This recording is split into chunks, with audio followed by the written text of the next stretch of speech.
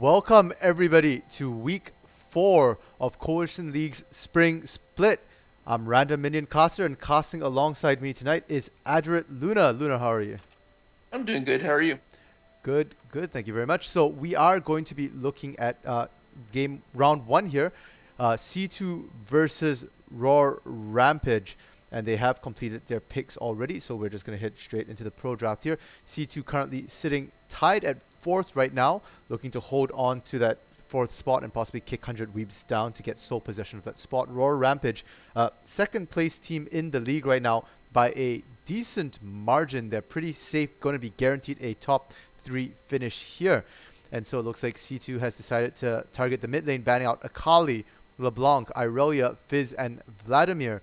Rampage will lose 2 bans. Their support for the night, Pastel Pervert, there is an E-sub for tonight, and so they will only get 3 bans. They do ban out the Yasuo, which has been Stepbro Ryan's bread and butter this league, Mordekaiser, and Syndra. C2's picks will be the Misfortune Braum for the bot lane, Zac in the jungle, Azir mid, and Nar top. Rampage going with the Caitlyn Morgana bot lane. Ornn looking like it's probably in the top lane. Mundo maybe in the jungle, and Cassiopeia mid. It's definitely an interesting looking draft from the side of Rawr. Uh, because like you said, there's the Ornn and the Mundo.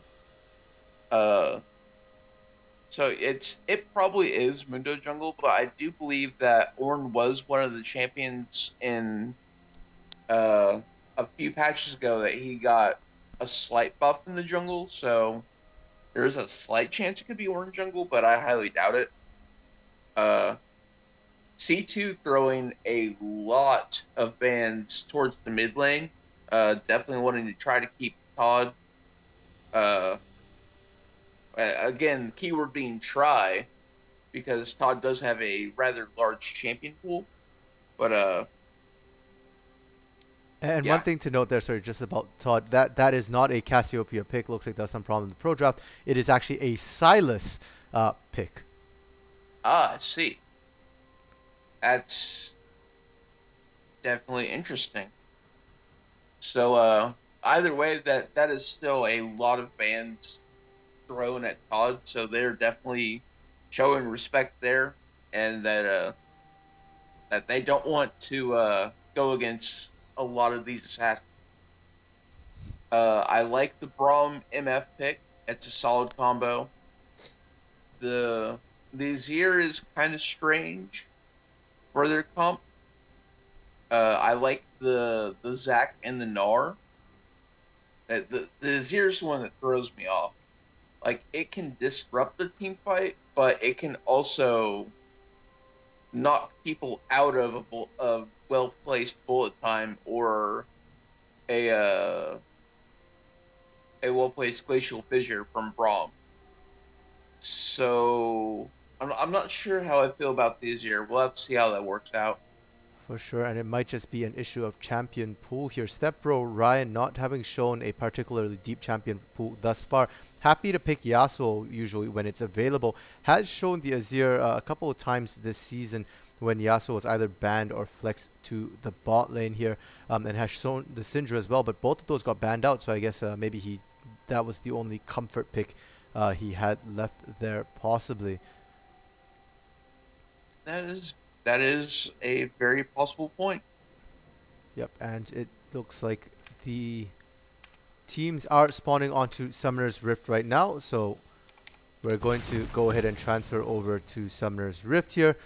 Both teams spawning up on the map, so yes, that will be Todd on Silas, a champion we commonly see in his wheelhouse there, that sort of aggressive laner, almost an assassin style champion here. And we do see both teams splitting up, doing a 5-point defense standard start here. Now, in the case of C2, Luna, what do you think their win condition is going to be for this game? Uh, that's it's really difficult because they don't have the easiest engage uh for like a full blown team fight aside from a Gnarl.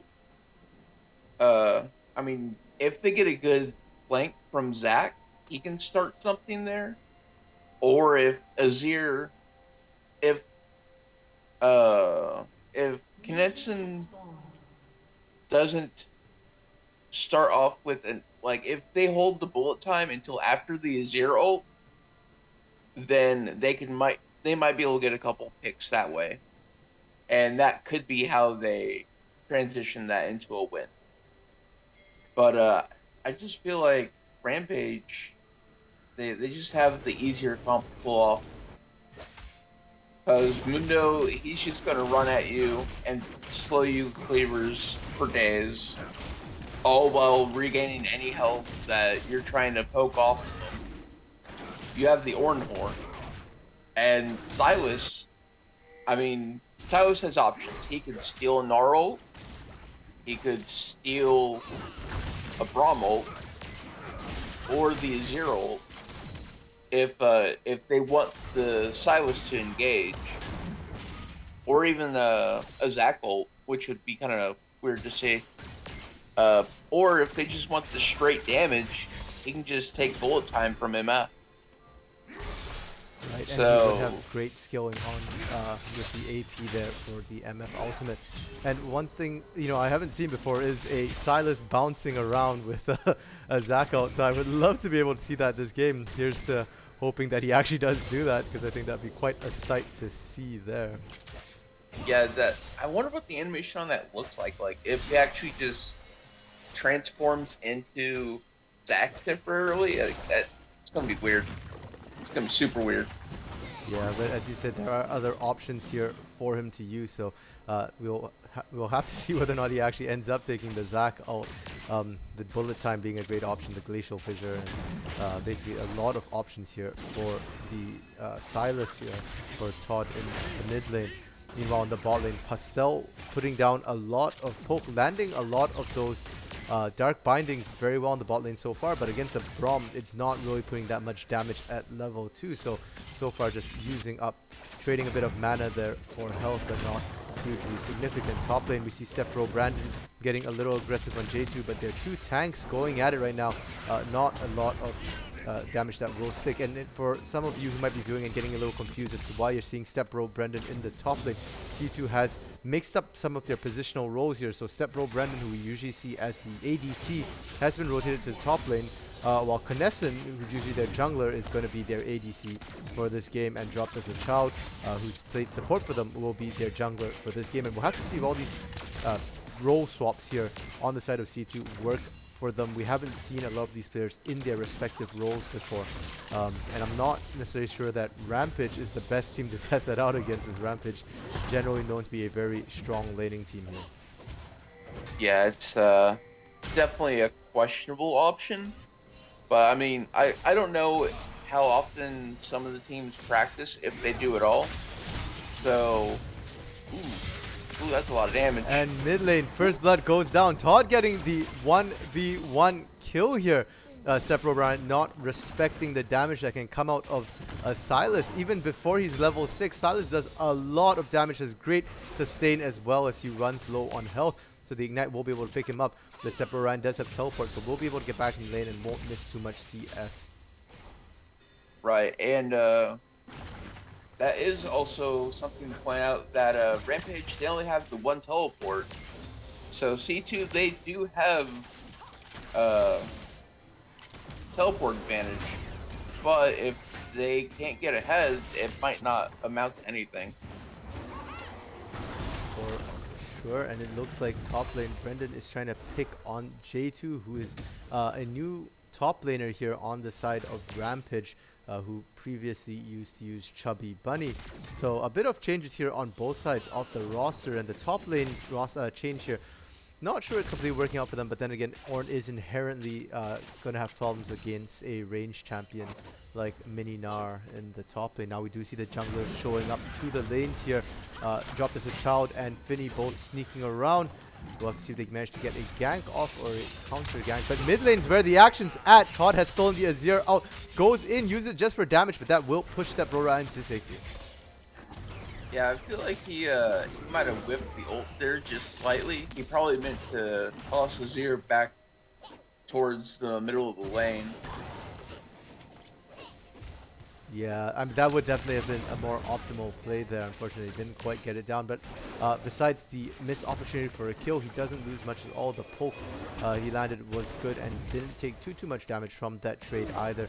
We do see Finny here taking the Drake, first Drake of the game, Inferno Drake, looking to pick it up at 6 and a bit minutes. And it looks like they didn't have vision on it. They don't know he's doing it. And Drop This a Child is looking in the area, but will not spot him out before it goes down. Todd going in, not just zoning, but actually trying to pick the kill up. Drop This a Child will use the Blast Cone, get himself to safety, but will be very, very low.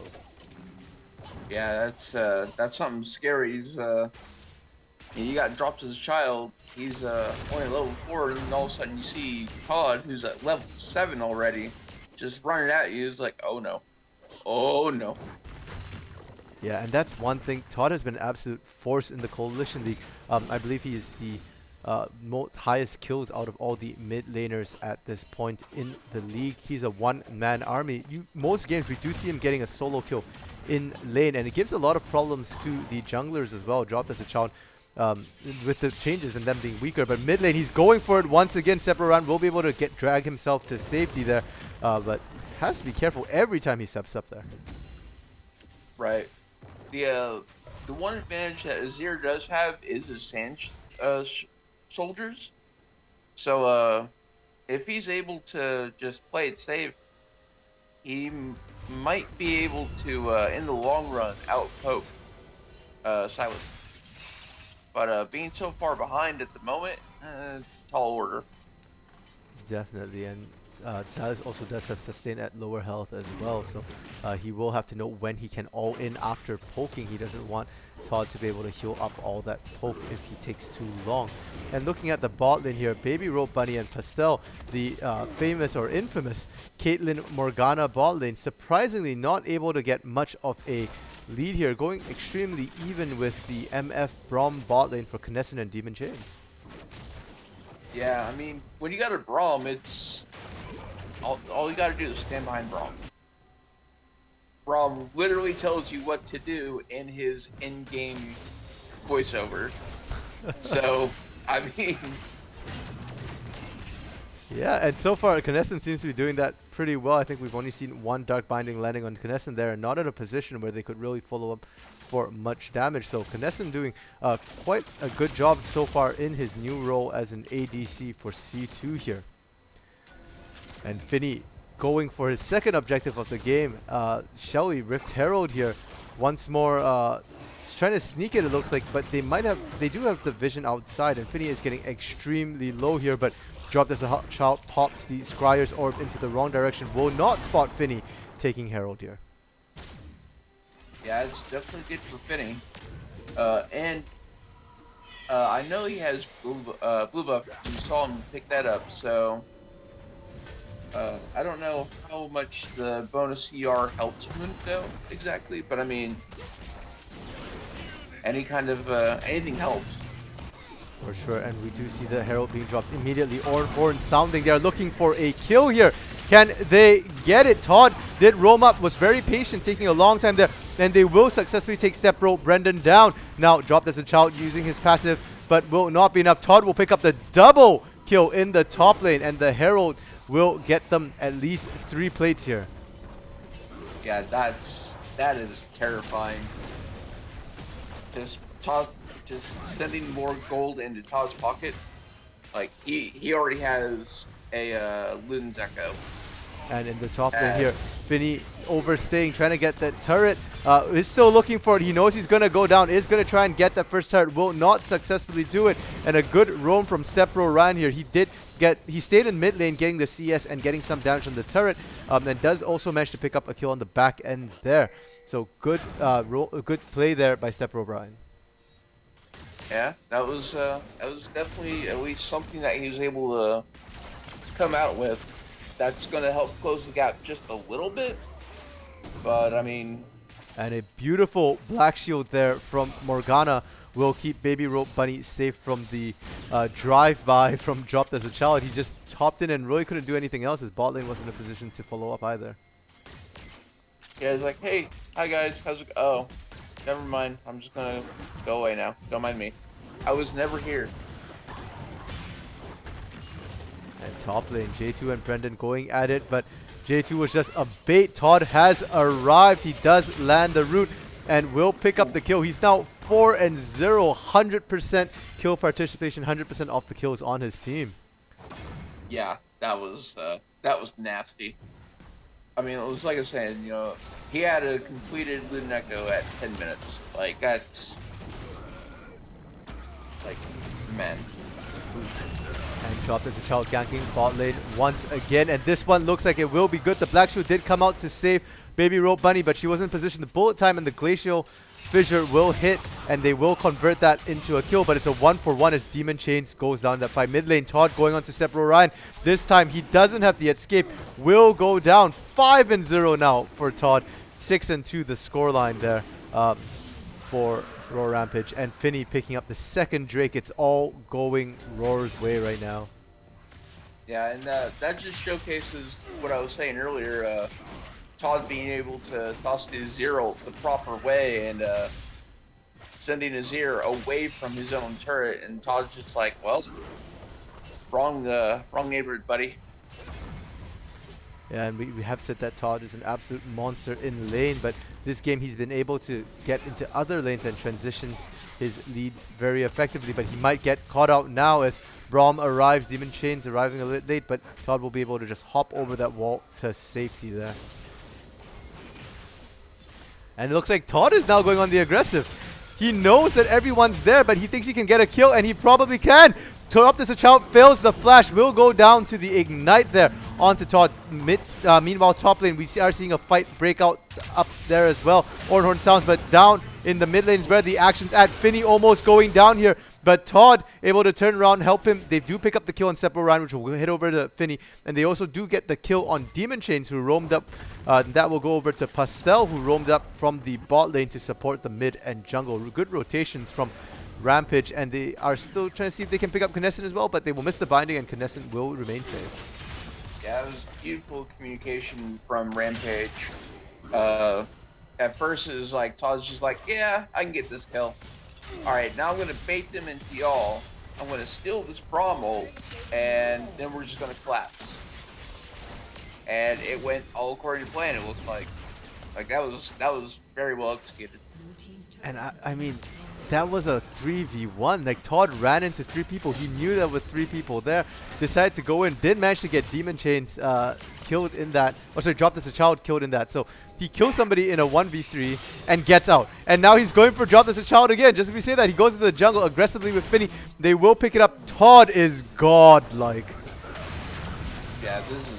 And Demon Chains now, the next one on the chopping block, gets taken down by Baby Rope Bunny, and Pastel landing the Dark Bindings, which sets up the kill there. That's every lane now losing across the board for C2.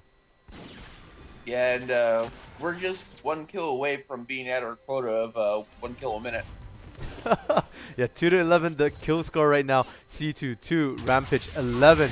And Todd's going to try and do it, but no, he can't quite get it. Ends up taking turret shots there, but it will not matter. We'll be able to sustain up quite quickly there. And the gold lead right now at 14 minutes is about 8,200 gold.